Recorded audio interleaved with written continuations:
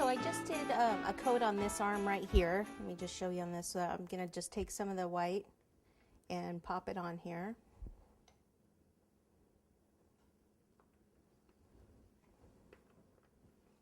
Like I said, there's no reason. You could do it in red also. I don't know. I always like to start with the white for some reason.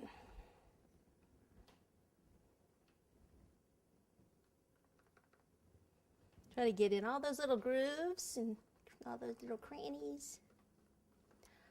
Okay, so once I get it coated like that, you have to let the chocolate set up. This one's still setting up. Sometimes when I want to get it a little bit more smooth, filling in those holes for here and say like on the hat, what you can do is take chocolate and go this way. This is a piece of acetate, and then smooth it down this way, and it helps fill in some of those holes a little bit quicker.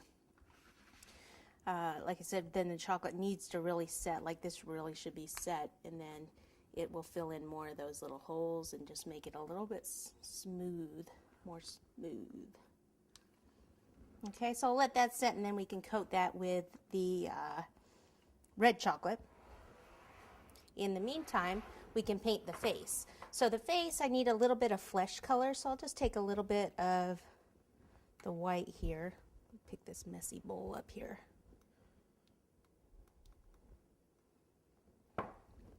And I'll just take a little red.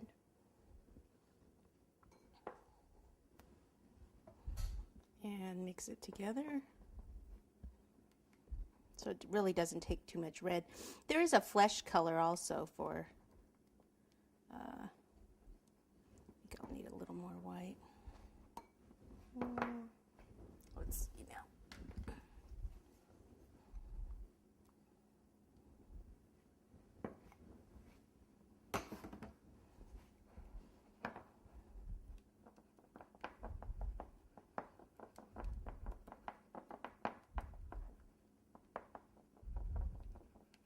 See, it really didn't take a lot of color. I just needed more chocolate because it's going to take a couple coats.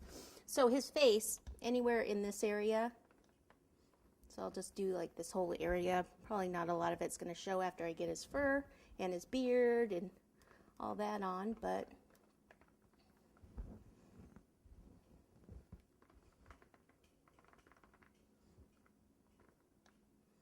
so 2 or 3 coats depending what covers it.